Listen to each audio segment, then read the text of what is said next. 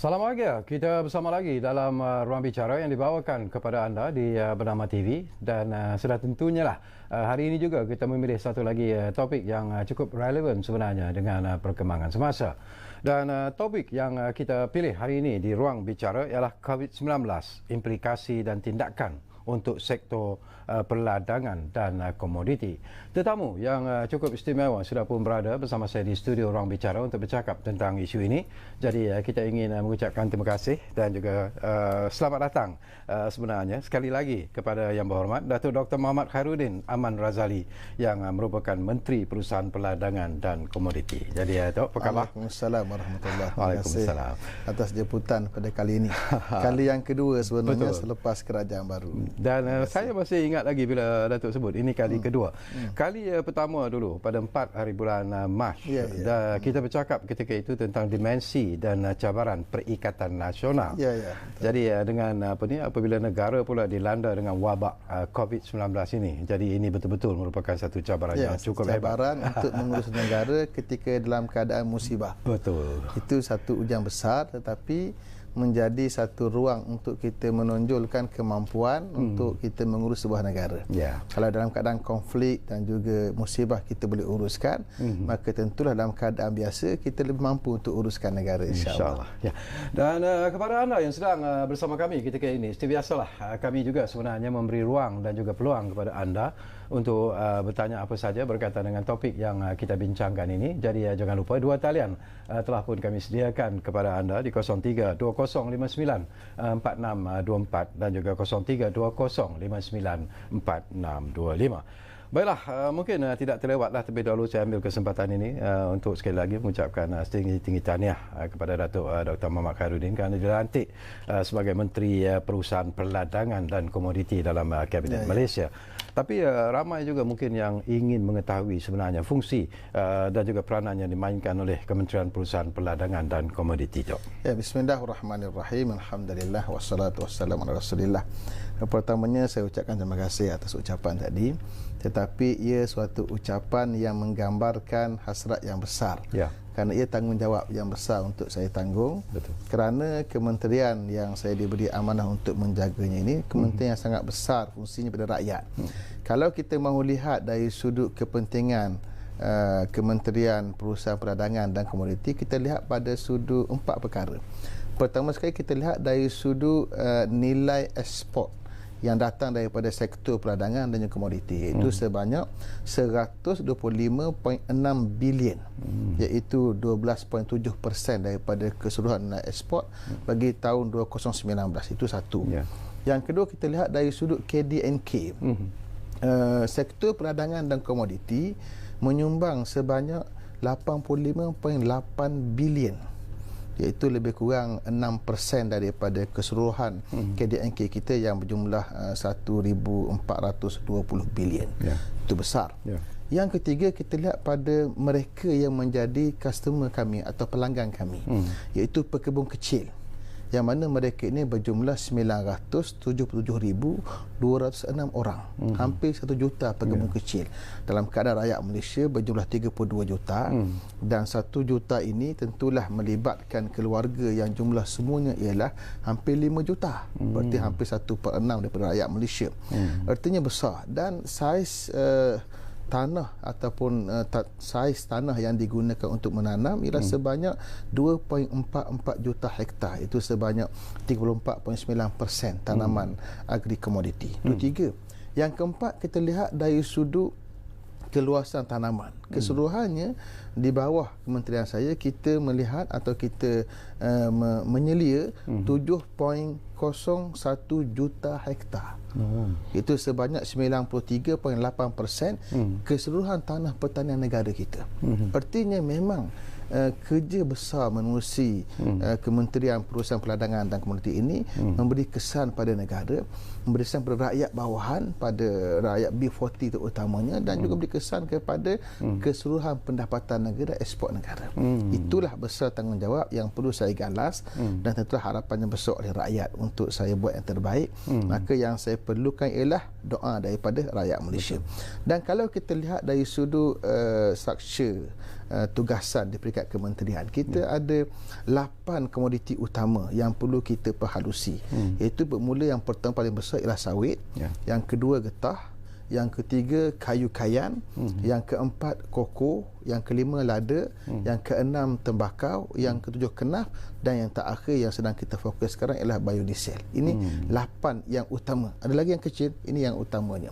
Arti inilah bidang tugasan yang perlu saya selia sebagai seorang menteri yang diberikan amanah menjaga Kementerian Perusahaan Peladangan dan Komoditi. Bila sebegitu besar cabaran yang Datuk dan rakan-rakan di Kementerian Perusahaan Peladangan dan Komoditi terpaksa hadapi, dan apabila Datuk diberi ataupun dilantik sebagai Menteri Perusahaan Peladangan dan Komoditi, apa sebenarnya visi Datuk apabila menerima tanggungjawab ini?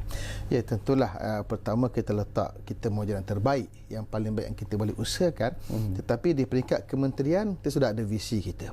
Visi peringkat kementerian ialah untuk Malaysia menjadi peneraju pasaran global bagi industri peladangan dan juga komoditi, dengan cara kita membawanya dalam bentuk yang mampan, dalam bentuk yang tidak yang mesra alam, dalam bentuk yang tidak mencemar alam. Itu yang kita bawa sebagai visi kita. Dan untuk mencapai visi inilah, misi yang kita letakkan ialah untuk kita menjadi satu negara yang bergerak ke arah pembangunan industri secara lestari. Itu yang kita harapkan, menerusi daya saing global. Jadi kata kunci kita ialah pertama daya saing, yang kedua ialah dari sudut lestari. Ini yang kita fokus, insya-Allah. Dan kita yakin kita boleh buat. Bila Datuk sebut tentang daya saing, kita tahu lately lah, kebelakangan ini banyak tekanan sebenarnya yang diberikan oleh negara-negara luar terutamanya. Kita lihat macam EU misalnya, mereka cuba memboikot minyak sawit kita.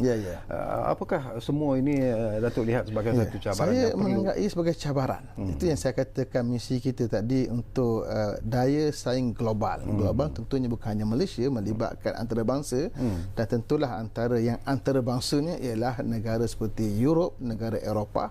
Ini suatu pasaran yang sangat besar sebenarnya, tapi cabaran sangat besar. Itu kita di peringkat sawit sebagai contoh, kita berhadapan dengan satu kempen daripada EU untuk downgrade kita punya minyak kelapa sawit sebagai satu saingan pada minyak yang lain, minyak seri yang lain, soya dan sebagainya. Maka dikala kita berhadapan dengan cabaran itu, pertama kita balik fokus apa kekuatan yang kita ada.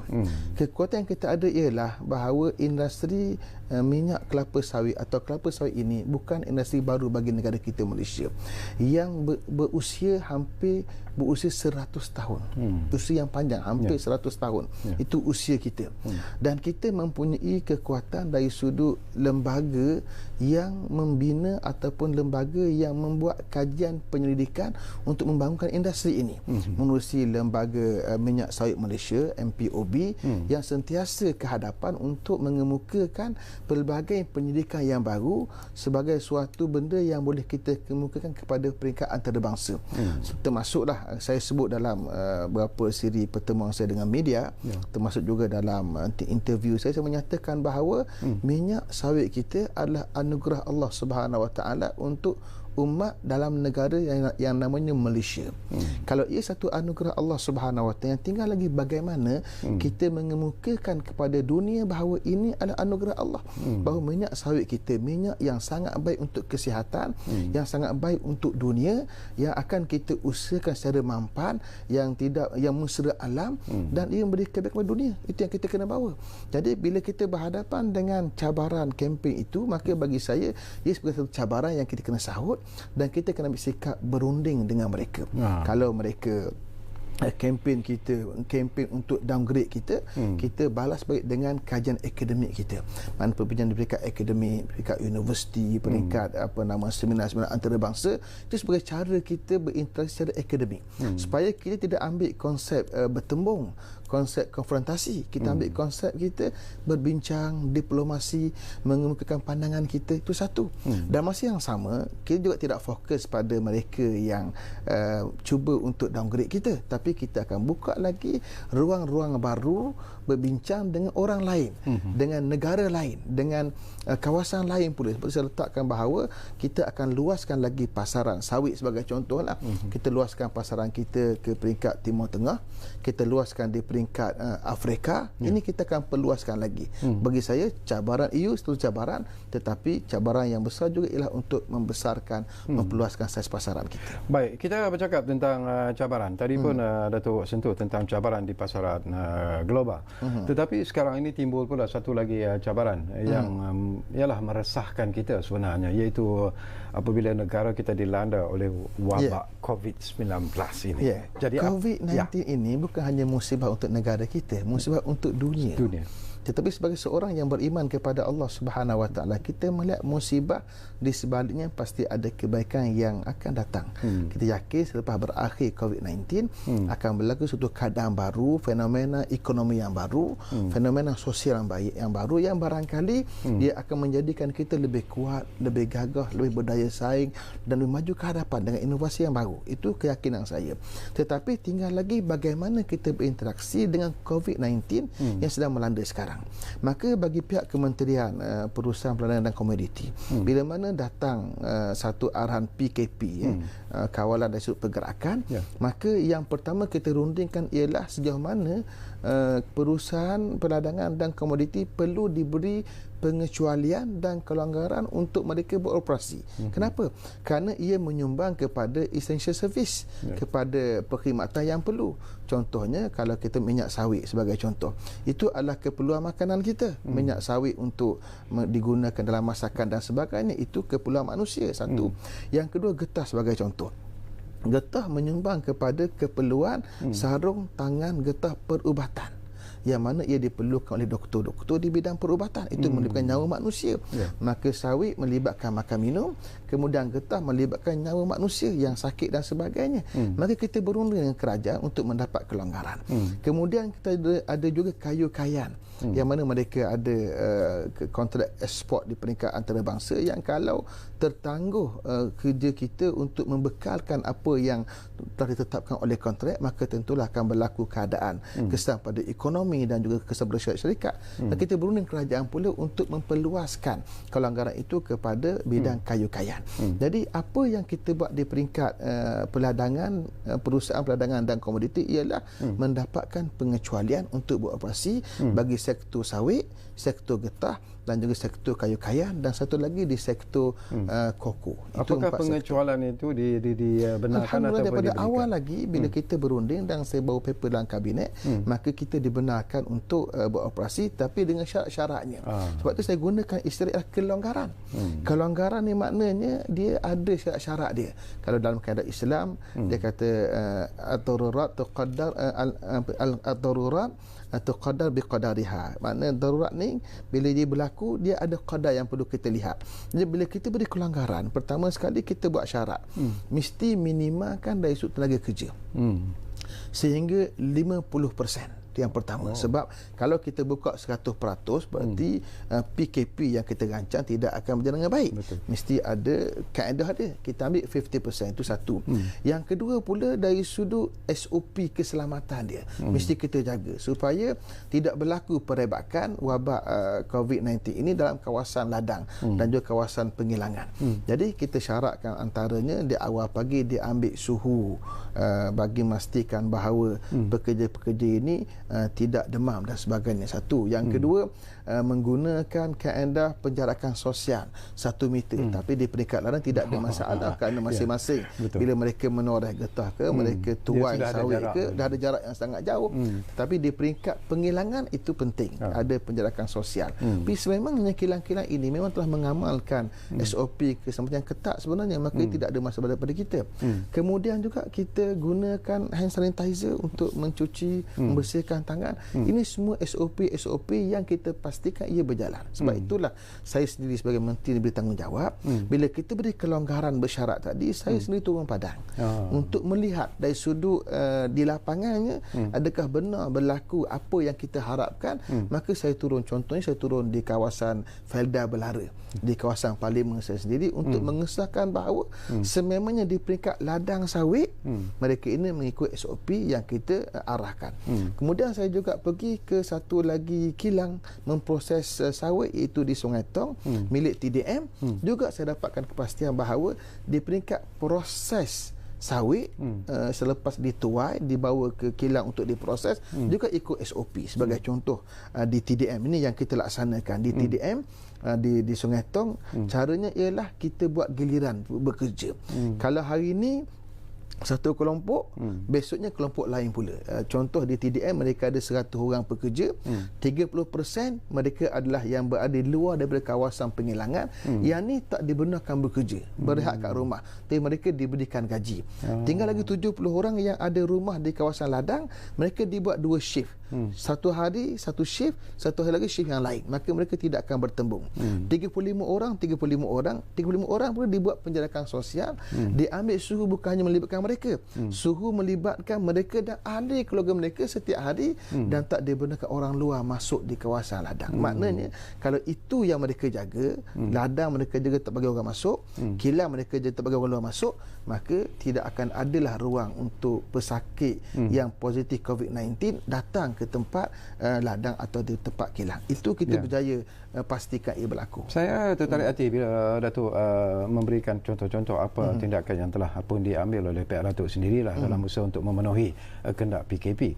Tetapi dari segi production, dari segi pengeluarannya, dari segi pendapatannya, apakah ianya terjejas ataupun tidak? Pertama sekali, bila kita isytiharkan PKP, kita punya komitmen bagi kerajaan ialah memastikan bahawa keperluan tempatan itu dapat kita pastikan dan kita penuhi. Sebab itulah kita katakan dengan 50% tenaga kerja tadi di peringkat ladang, di peringkat kilang, itu telah cukup untuk menjamin keperluan di peringkat negara kita, di peringkat tempatan bagi sawit. Tetapi bila melibatkan getah, dia agak berbeza. Getah ini, mereka ini di peringkat getah kita, Malaysia merupakan negara yang pengeluar utama kepada sarung tangan getah perubatan. Perubatan itu penting. Kita menyumbang kepada 65% daripada keperluan dunia. Kalau kita ambil contoh untuk tahun 2020, dijangka keperluannya adalah sebanyak 330 bilion unit. Malaysia dijangka membekalkan 220 bilion unit. Berarti 65% daripada keseluruhan dengan nilainya ialah ada 22 bilion. Kalau kita gagal untuk membekalkan perkara ini dengan hanya 50% production sebagai contoh, maka tentulah kesannya besar pada dunia. Kerana apa yang kita perlu ialah kita boleh bekalkan sarung tangan getah perubatan untuk keperluan manusia di peringkat perubatan melibatkan nyawa.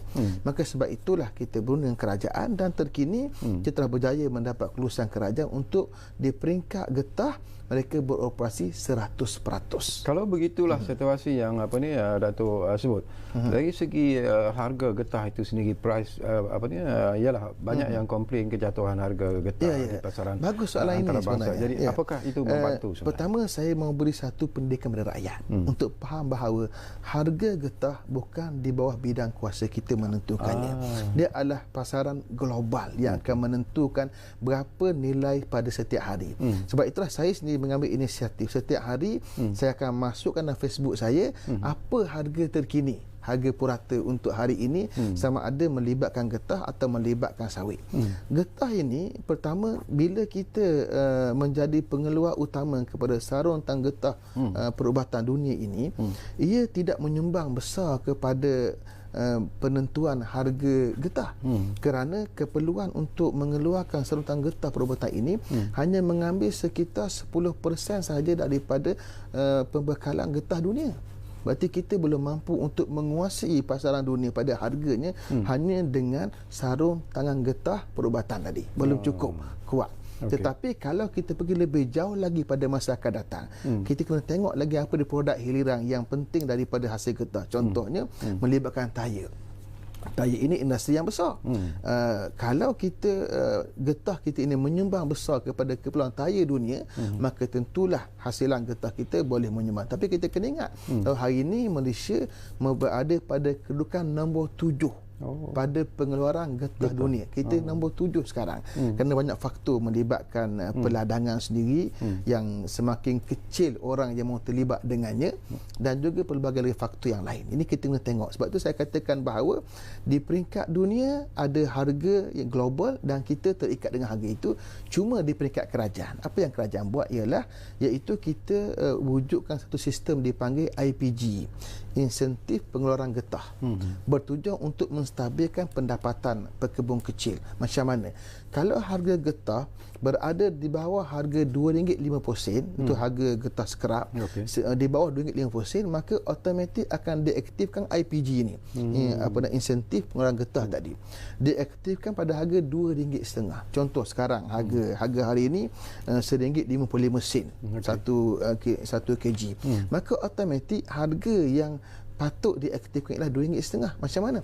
Mereka beli dengan harga, mereka jual dengan harga RM1.50 di peringkat ladang dengan peraih mereka. Jadi mereka boleh mohon dengan kerajaan dengan sistem yang ada untuk dibayar lagi baki bayaran. Kalau RM1.50, maknanya kerajaan akan bayar RM1 sebagai sumbangan daripada kerajaan. Itu yang kita boleh buat sekarang. Cuma yang sedang saya kaji sebagai menteri yang baru ialah bagaimana cara untuk kita memastikan bahawa IPG ini dapat dimanfaatkan sepenuhnya oleh pekebun kecil kita. Kerana apa yang berlaku pada hari ini ialah klaim atau tuntutan bagi IPG ini hanya sekitar dalam 10 hingga 20% saja yang klaim. Kerana orang-orang kampung ini mereka kadang-kadang tidak ambil berat sangat cara klaim, dan mungkin ada pelbagai faktor menjadikan mereka tidak berusaha semaksimalnya. Maka kerja saya ialah pastikan mereka dapat klaim semaksimal dengan cara memudahkan kaedah IPG. Maka saya buat arahan kepada para pegawai saya untuk mengkaji balik sistem pengaktifan IPG ini supaya sasaran untuk kita aktifkan semaksimal pada pekebun kecil ini berjalan, insya-Allah. Itu yang saya sedang buat. Tunggu masalah untuk kita bentangkan apa kaedah baru nanti, insya-Allah. Okey, cuba kita sentuh pula tentang minyak sawit kembali semula daripada apa yang Datuk sebut tadilah. Saya tertarik hati sebenarnya tu kenyataan yang dikeluarkan oleh ketua pengarah lembaga minyak sawit Malaysia, Dr. Ahmad Parvez Gulam Kadir, yang berkata bahawa minyak sawit bukan sekadar boleh membersihkan tangan dan pakaian, tetapi juga membunuh virus COVID-19 ini. Ya, ini sebenarnya satu kenyataan menarik daripada Dr. Ahmad Parvez Gulam, itu ketua pengarah bagi lembaga minyak sawit Malaysia. Pertama, saya nak bagi satu kefahaman rakyat. Apa dia fungsi lembaga minyak sawit Malaysia? Fungsinya ialah menentukan dasar dan juga strategi bagi kita membangunkan kelapa sawit Malaysia. Itu kerja sangat besar. Dan untuk kerja inilah mereka membanyakkan penyelidikan hingga akhirnya mereka mampu untuk mengeluarkan pelbagai inovasi baru hingga boleh melahirkan pelbagai produk hiliran daripada hasilan minyak sawit tadi. Berarti minyak sawit bukan hanya untuk diambil minyaknya dibuat masak, tidak, tapi ada produk hiliran yang lain, terutamanya melibatkan kosmetik, melibatkan bahan-bahan pencuci dan sebagainya.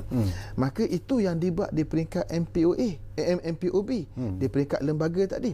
Maka hasil kerjaan itulah antaranya menurut kajian yang dibuat oleh Dr. Ahmad Parvez Gulam, ketua pengarah lembaga minyak sawit Malaysia ini, ialah ia juga boleh membantu untuk membunuh virus COVID-19.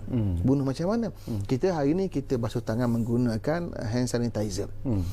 Alat atau bahan pencuci yang berasaskan minyak sawit ini juga mampu untuk membunuh virus dan menggunakan pencuci tadi. Itu yang terkini yang dilaporkan oleh Dr. Mak Farwais. Berarti inilah suatu benda baru sebagai sumbangan daripada MPOB kepada rakyat Malaysia, bukan rakyat Malaysia, pada dunia. Sebenarnya. Maka di situlah kita lihat, kalau tadi kita bincang isu serangan atau lobby di peringkat Eropah terhadap minyak sawit kita, inilah peluang kita mengemukakan bahawa ini antara kelebihan. Dan saya suka menarik perhatian bahawa Duta Amerika Syarikat ke Malaysia dalam satu Twitter beliau menyebut tentang bahawa Malaysia menjadi penyumbang besar kepada dunia menerusi getah sebagai contoh, menerusi sarutan getah kita lah. Berarti kita boleh menyumbang untuk dunia sebenarnya, bukan hanya menerusi getah, juga menerusi sawit. Dan kalau hari ini kita berhadapan dengan COVID-19, kita menyatakan bahawa bahan pencuci yang berasaskan minyak sawit ini mampu untuk membantu rakyat berhadapan dengan virus COVID-19. Tapi dengan apa yang Datuk sebut tadi sebelum kita berehat tu ya, dengan alasan-alasan yang diberikan dengan fakta-fakta yang Datuk sebut tadi, apakah Datuk yakin bahawa pandangan serong ataupun langkah-langkah serong yang cuba dilakukan oleh negara-negara barat terutamanya lah terhadap hasil kelapa sawit kita, getah kita dan sebagainya, saya sangat yakin kita boleh berhadapan dengan mereka. Saya sangat yakin. Pertama, saya berikan kepercayaan penuh kepada MPOB, Lembaga Minyak Sawit Malaysia, satu badan yang membuat kajian yang sangat terperinci. Kalau kita lihat apa yang mereka buat, apa mereka hasilkan, sangat detail, sangat terperinci. Maka kalau kita gabungkan lagi apa yang mereka kaji dengan kajian di peringkat yang lain, saya punya hala tuju baru untuk kementerian ini ialah bukan hanya kita berpada dengan kajian di peringkat kita, tapi juga kerjasama dengan pihak universiti, dengan penyelidik luar untuk kita bangunkan lagi minyak sawit kita dari sudut penyidikannya. Maka kita yakin dengan kajian yang berterusan secara akademiknya, dengan bantuan pakar-pakar di universiti dan juga mungkin pihak luar yang sudah bekerjasama dengan kita, saya yakin kita boleh menangani segala usaha kempen dan lobby ini secara akademik, secara berunding dan secara harmoni, insya-Allah. Itu keyakinan saya. Menarik. Baik, kita akan berehat dulu buat seketika, dan kepada anda yang sedang bersama kami ketika ini di Ruang Bicara ini, jangan ke mana, kembali semula sebentar saja lagi bersama kami di Ruang Bicara yang kami bawakan kepada anda di Bernama TV. Kita berehat dulu buat seketika.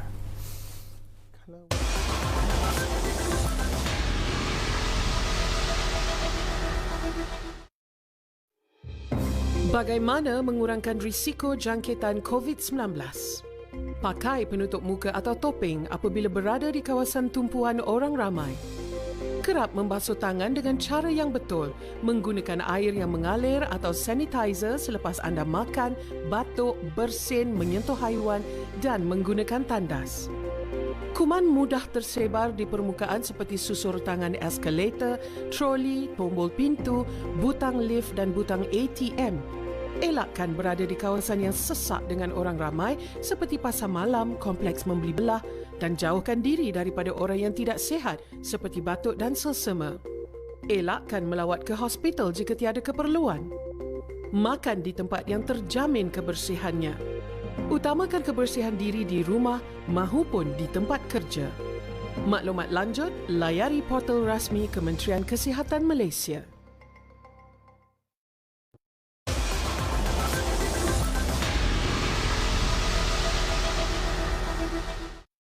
Dia lebih pada konteks. Baiklah, terima kasih banyak-banyak kerana anda masih lagi bersama kami di Ruang Bicara ini. Kita masih lagi bercakap tentang COVID-19, implikasi dan tindakan untuk sektor perladangan dan komoditi, dan tentunya lah kita masih lagi bersama dengan tetamu yang cukup istimewa yang berhormat Datuk Dr. Muhammad Khairuddin Aman Razali, iaitu Menteri Perusahaan Perladangan dan Komoditi. Baik, saya difahamkan kita ada pemanggil di talian sekarang ini, Aizam dari Kuala Lumpur. Sudah pun ada di talian kita sekarang ini. Assalamualaikum, Zam. Waalaikumsalam. Alhamdulillah. Apa khabar Tuan Sarkawi, Tuan Haji? Baik, Alhamdulillah. Dan salam juga pada Yang Berhormat Menteri Waalaikumsalam warahmatullahi, Tuan Haji Khairuddin. Terima kasih. Datuk Khairuddin, ya. Boleh dengar ke? Ya, silakan, Zam. Ya. Baik, saya ada dua perkara. Pertama sekali, saya mencadangkan kepada Yang Berhormat Menteri supaya dapat Kementerian Datuk berbincang secara bersama dengan Kementerian Sumber Manusia dan juga KDN berkaitan dengan ramainya warga asing yang duduk dalam ladang supaya mereka dapat diberikan status visa yang ataupun permit kerja yang sah di seluruh Malaysia. Kerana kekangan ini menjadi bebanan kepada pengusaha dan juga organisasi yang terlibat dalam industri. Supaya dengan adanya duduk bersama dengan kementerian yang terkait tadi, benda ini dapat dipermudah cara dan dapat diselesaikan masalah pendatang asing tadi. Satu. Yang kedua, saya juga mencadangkan kepada Yang Berhormat Menteri supaya dapat mempertimbangkan dan membuatkan sebuah badan khas, jawatan kuasa khas yang kita panggil majlis lah, yang kita boleh dianggotai oleh pelbagai pihak dalam industri terkait supaya dapat membantu memberi pandangan dan juga hal-hal berkaitan dalam industri dapat didengar dan juga pandangan daripada pihak bawahan dan juga pihak kementerian supaya boleh dibuat timbang tara yang sewajarnya. Dan bukan hanya sekadar ialah satu pihak saja. Memang kita akui banyak badan yang ada macam MPOB, dan kalau boleh semua ni kita kaitkan bersama badan-badan lain dalam industri ini, termasuk juga pengusaha dan juga penoreh, peladang dan juga ini ambil wakil-wakil mereka, termasuk NGO juga. Ini yang terbaik supaya boleh memantapkan lagi dari segi pasaran, dari segi harga ataupun juga market di peringkat nasional dan juga global. Itu saja Tuan Haji Sarkawi. Mudah-mudahan dapat Yang Berhormat Menteri mendengar dan juga mempertimbangkan dua perkara ini, insya-Allah. Assalamualaikum. Waalaikumsalam. Terima kasih banyak-banyak Aizam. Jadi jangan risaulah. Saya percaya bahawa Yang Berhormat Datuk Muhammad Dr. Muhammad Khairuddin pastinya boleh menjawab apa yang anda bagikan. Pertamanya terima kasih atas dua pandangan dan saranan daripada yang menelpon tadi. Pertama sekali, isu pekerja asing di Malaysia di bidang peladangan. Suka saya maklumkan bahawa kita mempunyai 265,397 orang warga asing atau pekerja asing yang terlibat dengan kerja-kerja di peringkat peladangan. Satu angka yang sangat besar sebenarnya. Betul. Kerana itulah kita bergerak ke hadapan. Apa dia? Iaitu kita perlu bergerak ke arah mekanisasi, iaitu banyak menggunakan mesin pada masa akan datang. Dan kerajaan menerusi kementerian saya telah menyediakan banyak geran-geran, inisiatif dan juga skim-skim yang membantu pekebun kecil dan juga di peringkat syarikat peladangan untuk bergerak ke arah menggunakan mesin. Ada banyak skim yang kita sediakan. Tujuannya supaya untuk jangka masa panjang kebergantungan kita kepada tenaga asing dapat kita kurangkan. Kenapa? Sebab bila kita guna tenaga asing, ada tu isu yang kita bincang tentang lobby tadi. Lobby di peringkat antarabangsa, khususnya di peringkat Eropah, mereka menggunakan suatu alasan, iaitu kita menggunakan buruh paksa. Apa makna buruh paksa bagi mereka? Maksud buruh paksa ialah di peringkat kita, bila mana datang pekerja asing ke Malaysia, mereka ini adalah orang yang ada kontrak. Mereka datang ke Malaysia, kontrak ada secara kontrak, dan biasanya pasport mereka ini dibiayai oleh syarikat peladangan ini. Bila mereka masuk ke Malaysia, mereka ada kontrak 2 tahun dan mereka berada di peringkat ladang. Kurang diberi kebenaran untuk keluar. Kerana kalau diberi kebenaran untuk keluar, mereka lari meninggalkan ladang, walaupun pasport berada di tangan berada di peringkat majikan, mereka lari, maka mendatangkan kerugian kepada syarikat peladangan tadi. Ini isu yang global sebenarnya. Maka isunya bila mana mereka tak dibenarkan keluar, dikawal dan dijaga oleh syarikat peladangan, maka dikatakan itu sebagai buruh paksa. Sedangkan itu satu sistem pengurusan di peringkat kontrak. Okey, itu isu dia. Maka kalau kita berhadapan isu ini, antaranya kita kena lobby pada mereka hakikat sebenar yang berlaku, dan kita gambarkan bagaimana kebajikan mereka ini dijaga oleh pada majikan. Satu. Yang kedua, jangka masa panjang kita perlu kurangkan kebergantungan kepada buruh seumpama ini, iaitu dengan banyakkan penggunaan mesin tadi. Berarti memang kita berusaha ke arah itu. Adapun isu berkaitan visa, kalau yang dimaksudkan oleh saudara Manggil tadi ialah mereka yang tak ada permit kerja, itu kesalahan. Mana boleh satu syarikat peladangan mengambil satu orang yang menjadi buruh tanpa mendapat permit kerja yang sah. Tapi kalau isu ialah tamat tempoh kerja dan memerlukan penambahan lagi, itu isu yang lain lah. Maka bagi saya peringatkan bahawa jangan ada di peringkat peladangan menggunakan buruh yang mereka tak ada permit kerja, kerana kita menyumbang kepada perlakuan yang salah di peringkat negara kita sendiri. Adapun yang saya rasa perlu dijaga ialah maksimalkan kebajikan untuk buruh-buruh daripada warga asing ini, kerana isu kebajikan adalah isu global, milik semua orang, tak kira siapalah, selagi dia adalah pekerja kita. Islam mengajar kita bahawa mereka macam saudara kita juga, mesti dijaga. Maka apa yang saya akan lihat selepas ini ialah untuk pastikan bahawa semua di peringkat peladangan menjaga kebajikan yang semaksimalnya kepada buruh-buruh asing tadi. Okey, persoalan yang ataupun isu yang nak dapatkan pandangan Datuk jugalah. Ini ekoran daripada kenyataan yang dikeluarkan oleh Yang Amat Berhormat Ketua Menteri Sabah baru-baru ini, iaitu menghentikan operasi peladangan di Sabah disebabkan oleh COVID-19 ini. Jadi apa tindakan ataupun respon daripada kementerian sendiri berkaitan bila berlaku PKP ini, kemudian kita beri kelonggaran kepada syarikat peladangan sawit dan getah untuk beroperasi, kemudian berlaku di peringkat Sabah, iaitu arahan untuk ditutup ladang dan juga kilang di 3 daerah. Itu di Lahad Datu, di Tawau dan juga di Kinabatangan. Maka bila tidak dibenarkan beroperasi, maka persatuan yang melibatkan syarikat-syarikat peladangan ini, MPOA, mereka berunding dengan saya dan mengajak untuk kita bincang dengan kerajaan Sabah.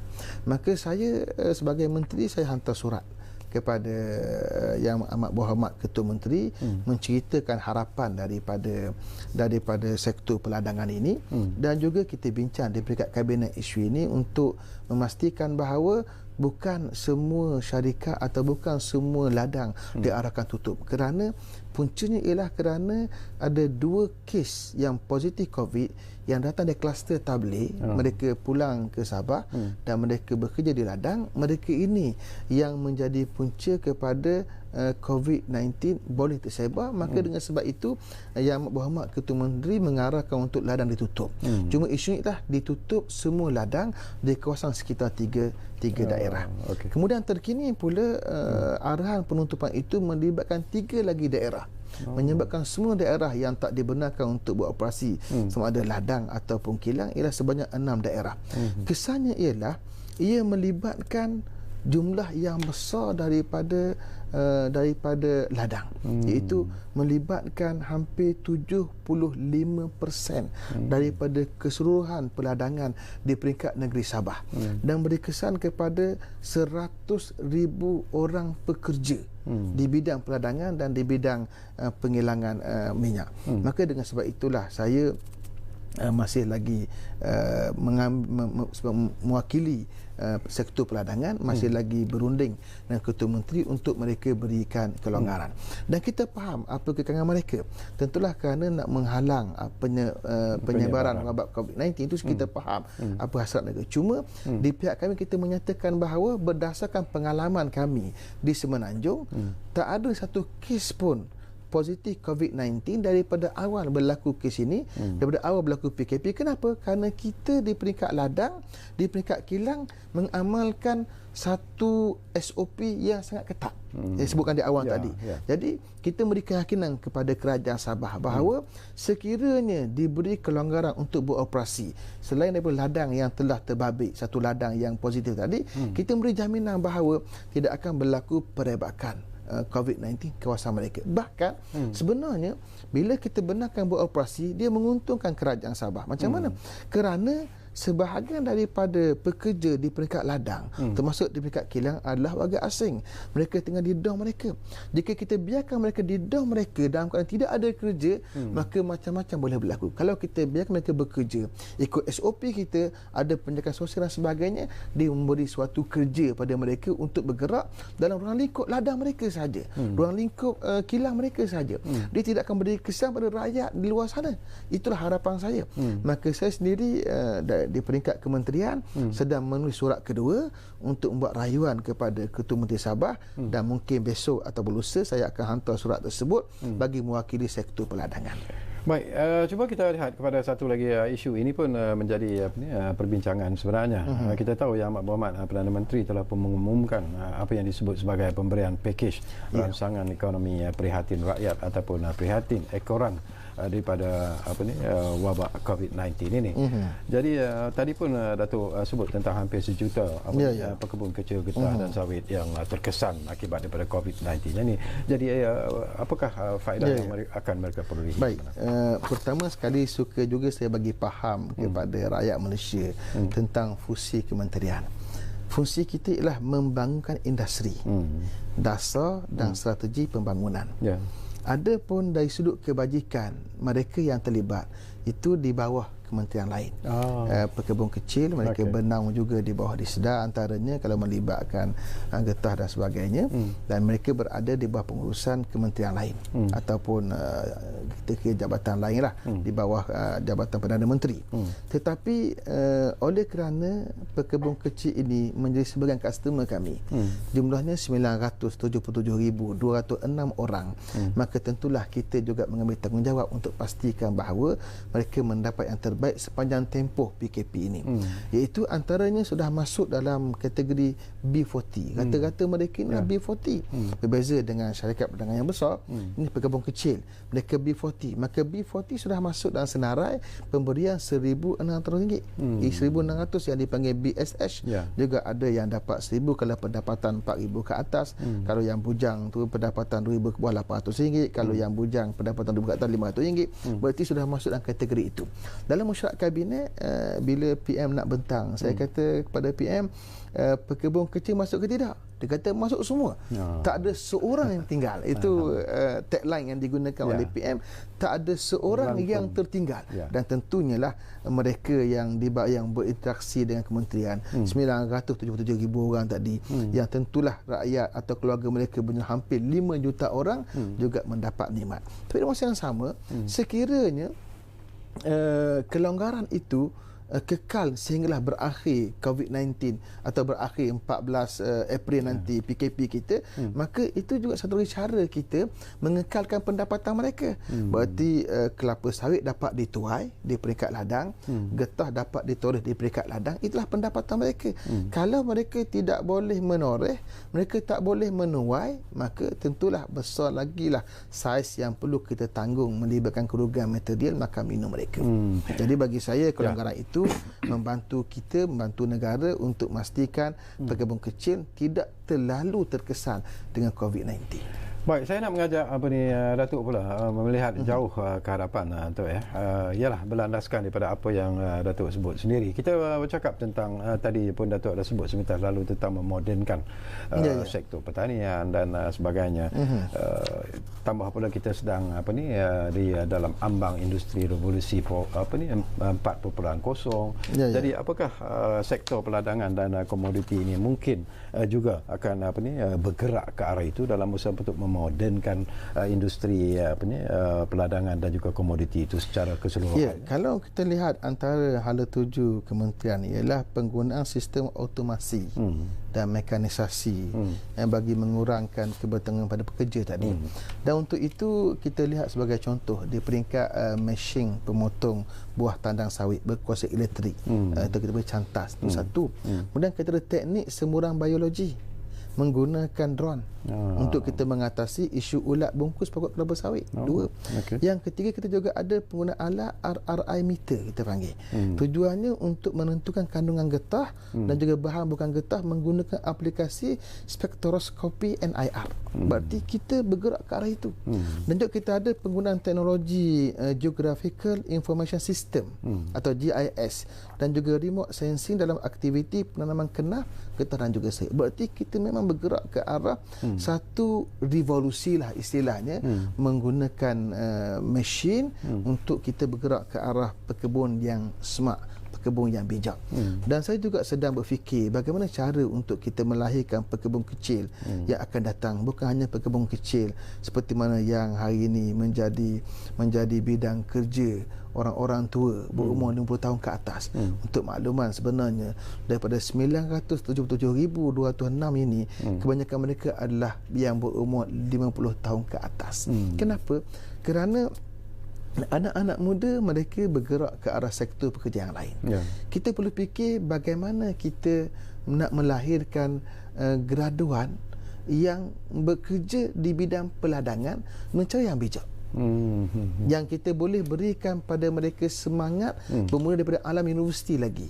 Kalau kita lihat di negara Eropah yang berladang, sama ada yang menanam jagung, yang menanam gandum, yang menanam bunga matahari dan sebagainya, mereka adalah peladang-peladang yang bersifat moden, mempunyai ladang yang besar tapi tenaga kerja yang sangat kecil, menggunakan mesin yang begitu banyak. Kenapa? Itu panggil smart, bijak. Jadi saya ingin bergerak ke arah itu dan saya sedang berbincang dengan peringkat kementerian untuk melihat bagaimana kita membesarkan saiz pekerjaan ini hingga diminati oleh para graduan kita di universiti. Ini memerlukan perbincangan panjang dengan peringkat universiti.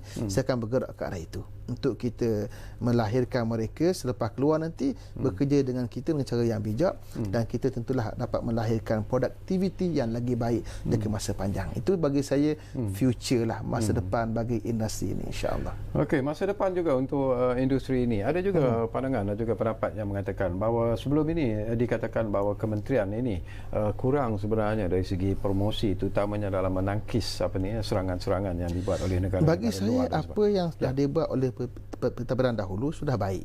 Tinggal lagi kita menambah baik lagi. Mereka telah buat apa yang mereka patut buat, dan saya ambil konsep ialah kita tidak mahu mula daripada kosong. Kita mahu bergerak pada titik di mana mereka berhenti.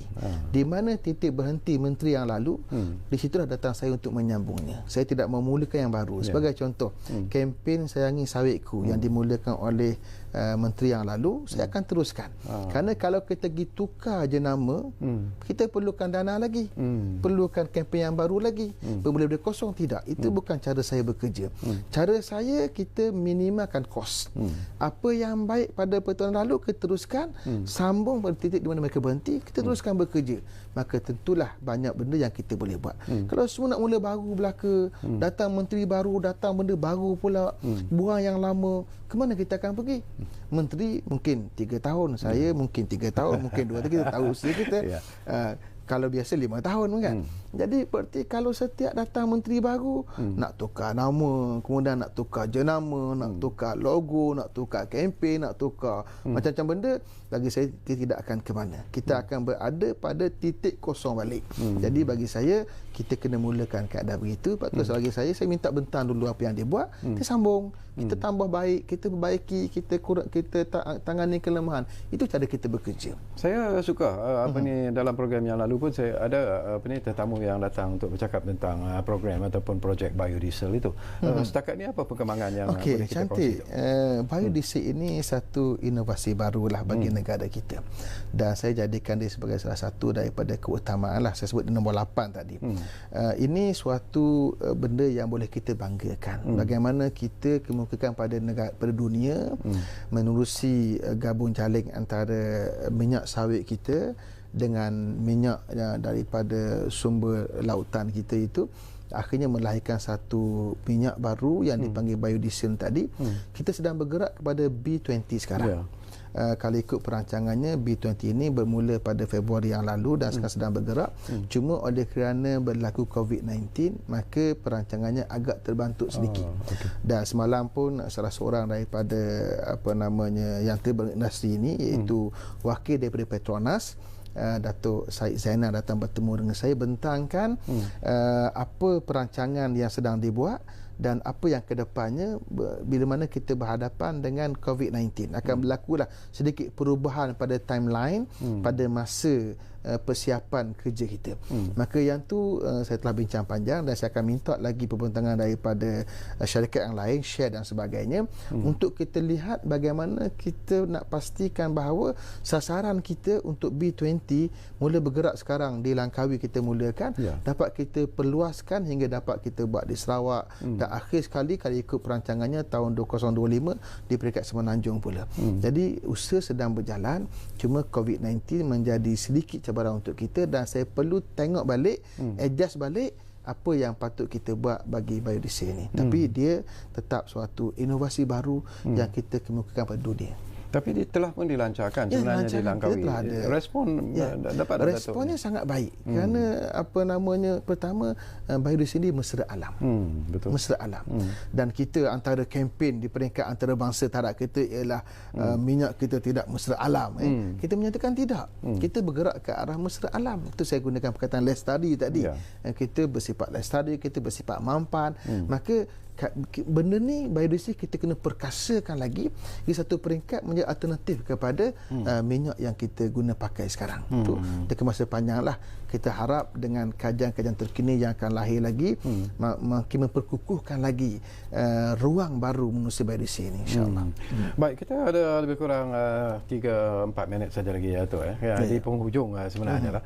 Mungkin kita boleh kongsi harapan Datuk, seruan Datuk, dan kita tahu bahawa Datuk mempunyai tugas yang cukup berat sebenarnya untuk memperkasakan satu kementerian, iaitu Kementerian Perusahaan Perdagangan dan Komoditi. Kementerian ini cuba kita lihat siapa yang terlibat. Pertama, kementerian, perlibatan dengan pekebun dan juga peladang.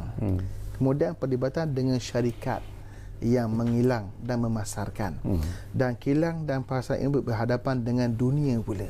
Ini adalah orang-orang yang di mana kita mesti terlibat. Maka apa yang saya mahu laksanakan sebagai strategi ialah, pertama, kita di peringkat kementerian, kita memperkasakan kementerian dari sudut dasar dan strategi pembangunan bagi industri ini. Itu nombor satu. Kerana tanpa dasar dan strategi di pembangunan dipertingkatkan, diperkasakan, kita tidak akan ke mana. Dunia sedang bergerak laju. Kita berhadapan dengan saingan yang besar. Saya sebutkan tadi antara misi kita ialah daya saing global. Maka kita kena bergerak pantas untuk kita selangkah ke hadapan berbanding dunia lain. Kerana memang sawit ini kita antara negara yang terbesar di samping Indonesia dan juga Thailand. Maka tentulah kita kena ke hadapan dalam perkara ini. Satu, perkasakan dasar dan strategi pembangunan di peringkat kementerian melalui pelbagai lembaga yang kita ada. Yang kedua, memperkasakan pekebun kecil. Saya di peringkat ladang yang besar, kita tahu mereka bersistem, tapi pekebun kecil kita perlu berikan perhatian. Hingga mereka melihat bahawa industri ini satu industri yang mempunyai suatu masa depan yang sangat baik. Dari sudut pendapatan mereka, yang tidak perlu hanya bergantung pada kerajaan untuk mengaktifkan IPG atau memerlukan gerah dan sebagainya, tapi mereka melihat ini future yang masa depan yang sangat besar. Itu kerja besar melibatkan kementerian dengan customer kami di peringkat pekebun kecil dan juga di peringkat ladang. Yang ketiga, di peringkat pengilangan proses dan juga syarikat pemasaran. Kita perlu perkasakan modal kerja mereka. Kalau sudah ada modal kerja mereka, dibesarkan lagi hingga mereka boleh bergerak begitu laju dan jauh untuk pergi ke pasaran antarabangsa. Kemudian di peringkat antarabangsa, promosilah. Kita di bawah kementerian kita ada, sebagai contoh, kita ada MAGMA, satu majlis khusus untuk membincangkan promosi ekspor getah dunia. Berarti kita bincang peringkat dunia. Kita ada MPOC, Malaysian Palm Oil Council, yang juga bertugas untuk kita promo keluar di samping MPOB yang kita ada. Bererti pasaran luar kita kena tangani dengan pelbagai delegasi di peringkat internasional untuk kita berhubung dengan pelbagai negara yang ada, menerusi bukan hanya kementerian kami, juga dengan kerjasama kementerian luar negeri dan sebagainya, dengan MITI dan sebagainya. Libat urus itu mesti melibatkan banyak kementerian untuk kita pastikan di peringkat antarabangsa kita berjaya bawa semua peladangan dan komoditi kita ini ke peringkat antarabangsa. Baik, terima kasih banyak-banyak kepada Yang Berhormat Datuk Dr. Muhammad Khairuddin Aman Razali, Menteri Perusahaan Peladangan dan Komoditi, kerana sudi bersama kita di ruang bicara ini. Dan insyaAllah saya seperti biasalah cukup selesa apabila dapat bersama dengan Datuk, dan kita mengharapkan mungkin di lain-lain masa yang terdekat ini kita duduk lagi Datuk di ruang bicara ini. Dan daripada apa yang Datuk sebut, memanglah ianya kelihatan satu cita-cita yang cukup besar sebenarnya, satu cabaran yang cukup besar, boleh kita katakan satu semangat yang cukup ambitious sebenarnya untuk mencapai apa yang ingin dicapai melalui Kementerian Perusahaan Peladangan dan Komoditi. Tapi saya percaya dengan sokongan daripada semua pihak, apa yang diharapkan, apa yang dicita-citakan oleh Datuk Dr. Muhammad Khairuddin ini sudah pastilah ianya boleh dijadikan sebagai kenyataan.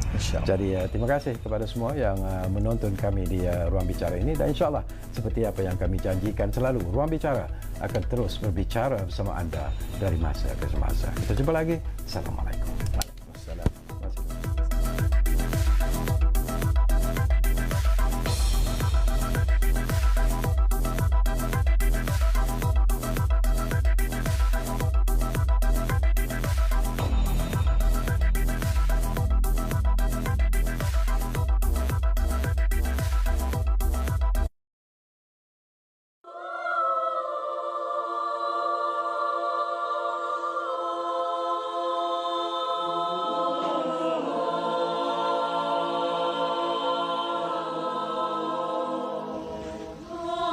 Music makes us smile. Music brings us together. Music gives us hope. We will see tomorrow together. UITM Chamber Choir.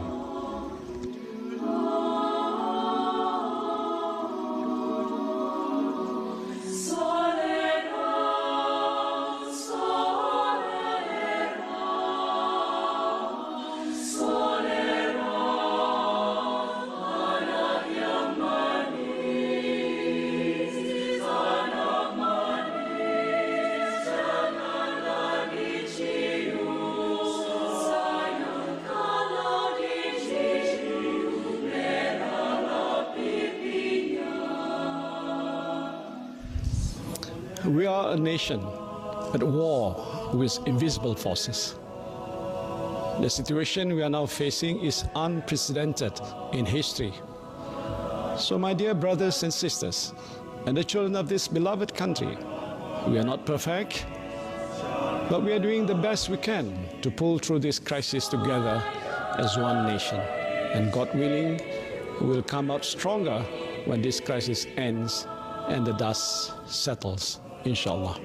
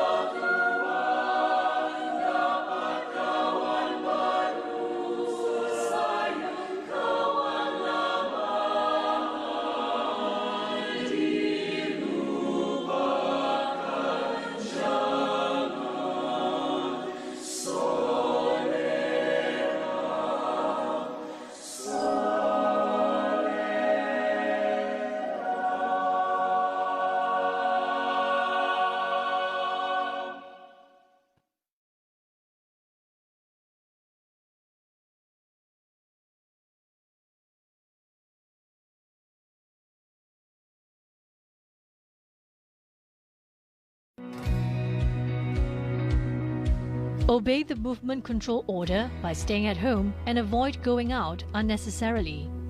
Wash your hands frequently using the right method. Always keep your living environment clean. If you have to go outside, please adhere to social distancing rule of at least 1 meter between yourself and others. Together, we prevent COVID-19.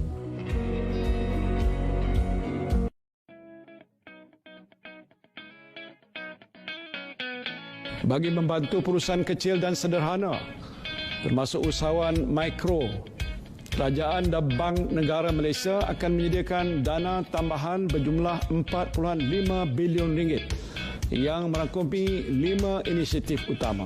Kadar faedah bagi keseluruhan dana ini akan dikurangkan daripada 3.75% kepada 3.5%. Menyediakan dana tambahan sebanyak 500 juta ringgit di bawah skim kredit mikro. Menerusi inisiatif-inisiatif di atas, institusi kewangan akan terus memberikan sokongan padu kepada PKS yang berdaya maju dalam menghadapi cabaran ekonomi yang agak muram. KWSP akan memperkenalkan program khidmat rundingan majikan pada 15 April 2020, merangkumi pilihan penangguhan bayaran, penstrukturan dan penjadualan semula sumbangan majikan, mengecualikan pembayaran levy tabung pembangunan sumber manusia HRBF untuk tempoh 6 bulan, bayaran ansuran cukai pendapatan pada semua PKS untuk tempoh 3 bulan.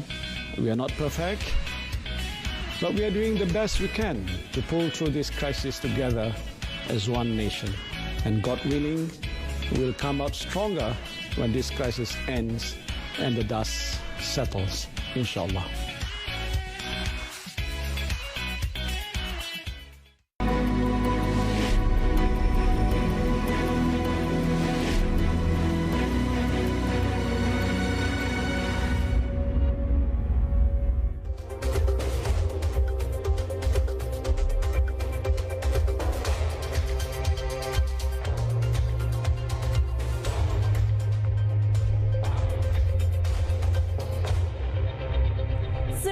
星期四，欢迎收看马新社电视华语新闻，我是江伟婷，马上来关注今天的新闻焦点。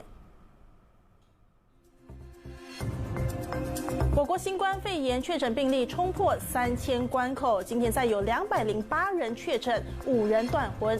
卫生总监说，国人回国后没有居家隔离，加剧了病毒传播的风险。世卫组织预测，我国新冠肺炎确诊病例将在4月中达到高峰，目前的感染曲线趋向平缓。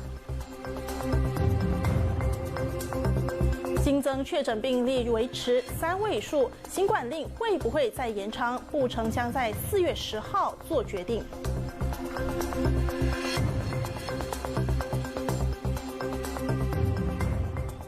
新闻一开始，我们聚焦新冠疫情的进展。卫生部下午5点通报，截至中午12点，我国再有208人感染新冠肺炎，累计确诊病例达到了3116宗，死亡案例也增加了5宗，至今共有50人丧命。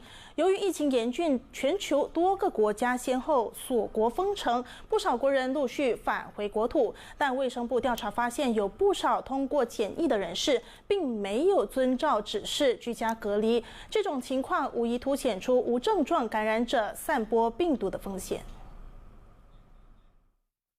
Rakyat asing kita tak benarkan masuk dah. Jadi tindakan telah pun diambil. Tapi sekarang ni masalah warga negara kita kena ambil tindakan. Tindakan yang lepas fasa pertama ialah kita kuarantin di rumah. Dan kita dapati dalam lebih kurang 15 hingga 20% antara mereka ada kalanya tak kuarantin di rumah. Jadi dia masih keluar daripada rumah. Jadi mungkin tindakan kita ialah perketatkan, iaitu kita pastikan mereka di kuarantin. Sama ada di pusat kuarantin yang ditetapkan oleh kerajaan ataupun di hotel. 卫生总监南都诺西山在例行汇报会上表示，新冠疫情一变再变，加上存在无症状感染者散播病毒的风险，民众必须严格遵守全国